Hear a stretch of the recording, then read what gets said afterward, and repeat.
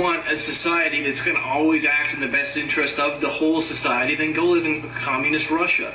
You know, go live in China. Russia isn't communist anymore, butthole. It's owned by 56 families now, okay? It's a capitalist empire where all the wealth has gravitated to a few people's hands, just like Mexico and some other countries, and just like the United States, where, you know, the wealthiest 1% own as much stuff as the rest of the 90%, the lower 90%.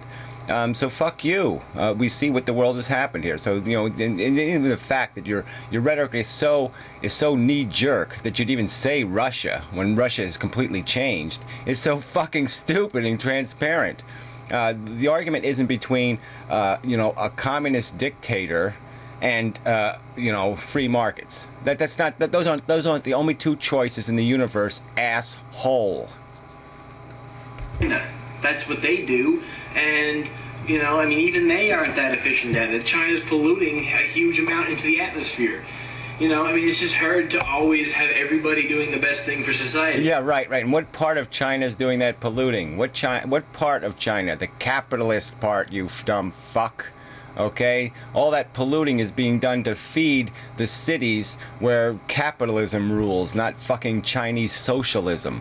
So even that argument doesn't make any sense. It's the damn draconian, you know, for $1, you know, making money bastards, the Mercedes drivers in fucking China who are selling their own people for 50 cents an hour and who are deciding to kill 4,000 people in coal mines every year. That's not happening by the socialist government. No, that's happening by the capitalists they've allowed to be part of their socialism, which is pretty idiotic. But we've come up with a way that we've called capitalism that seems to work the best. We're the richest. I mean, when I say we, in fact, with the United States, the U.S. is the richest society in the world because of... Yeah, no, not because of anything, but the fact that, yeah, we came to a nation, we killed the native population. We fell into huge, valuable resources of gold, oil, all kinds of shit. We had every mineral on Earth, and then we had a ton of, we were the first, you know, ton of oil. Okay, and that's what we built our empire on. We had 100 years of slavery, then add on to that all the imported labor we abused with our little Statue of Liberty. You know, bring your huddled masses for us to exploit the shit out of. That's what built this country, you dumb fuck. And if you don't, you know, you just think that it all happens by itself. That just, yeah, the rich people plowed and tilled the land. The rich people, you know, built the railroad. The rich people, no. People did that work. Real people, working people built this fucking country. Not motherfucking goddamn emperors, you know, the controllers of capitalism. They didn't build this country. The people built this country.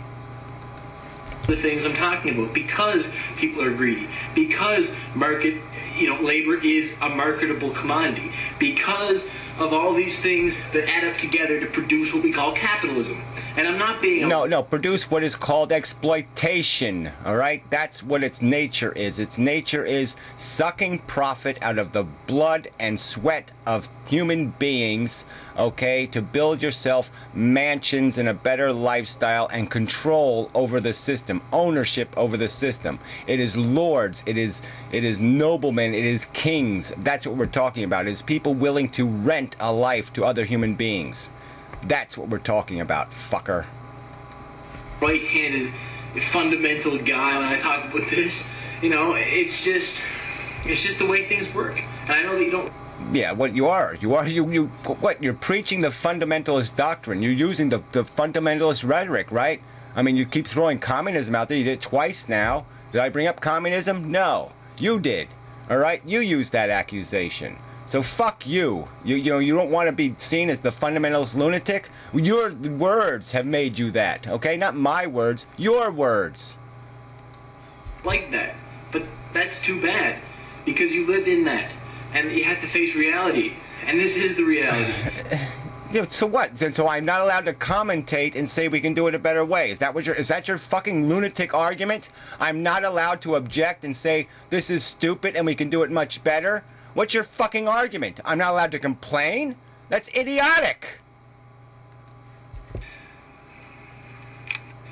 Okay, so coming to an end here now, you know, Amanda, you went on some sort of tangent. I have no idea what the hell you said. I don't follow what you're trying to to come across here. You're talking about debt accumulation and how that's the rich are evil and they're going to destroy the whole economy. Yeah, no, I dealt with that word you started the video with, which is inflation, and the fact that sometimes inflation is delayed. It takes this long way around, and the long way around is when you borrow money for 70 fucking years and never pay any of it back.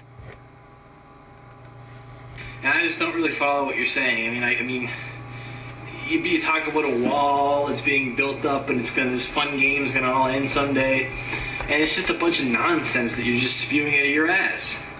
Right. So explain how when we've had artificial growth based on debt. Okay, we borrowed money to live high.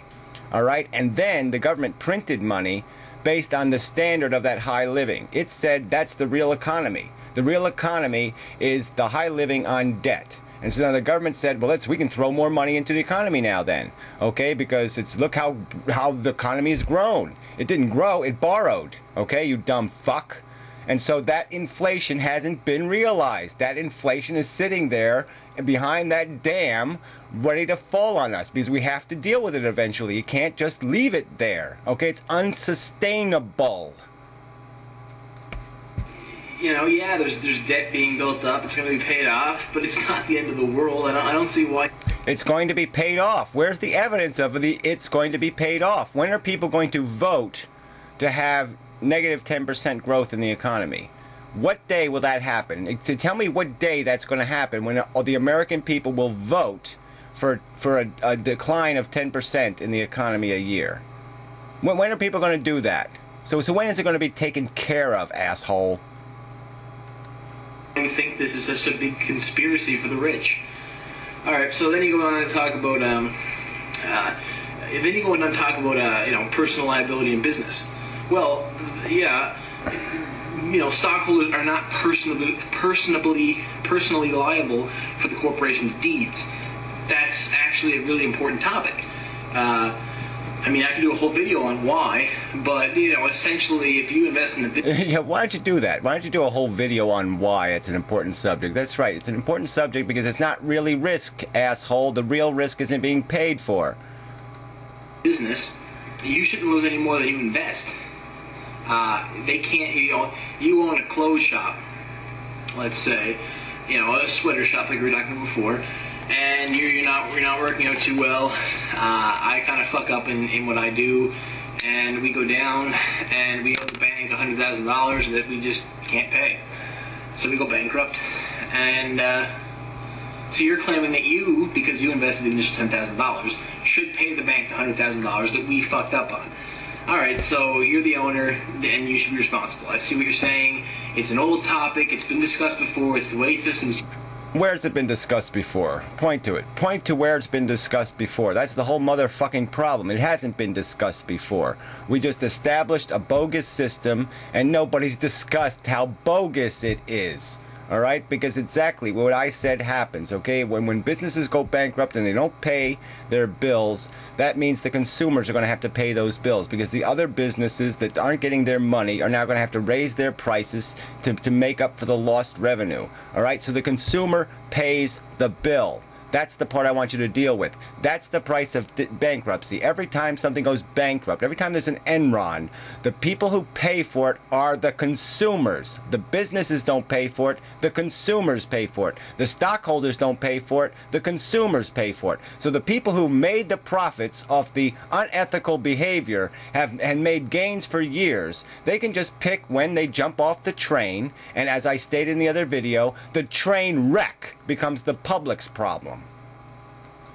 Used to be set up, but we changed it because precisely for that reason people would invest a lot less. People would be a lot less sure about what they're investing in. No, they would invest less. They'd invest more responsibly, you asshole. They wouldn't put their money in the bed, under the bed. They wouldn't just let it die from progressive inflation in the economy. No, you dumb shit. They would still invest the money. They'd invest it wisely-er. And the economy would slow down a lot. we wouldn't be where we are today. We'd be back in maybe the 1960s in terms of... Yeah, no, we wouldn't have venture capitalists saying, okay, I can invest in 10 businesses, so 5 of them I'm going to be investing in completely shyster businesses, because one of them might pay off. One of them might find a way out how to be complete crooks and get away with it. And I'll invest in 5 guarantee kind of standard businesses. And that's the game they play. They just diversify their risk. They can take full advantage of the lottery win, okay, and they don't have any advantage for the negative side of that lottery win, which is the huge, destructive, horrific Enron catastrophe. That's the bullshit.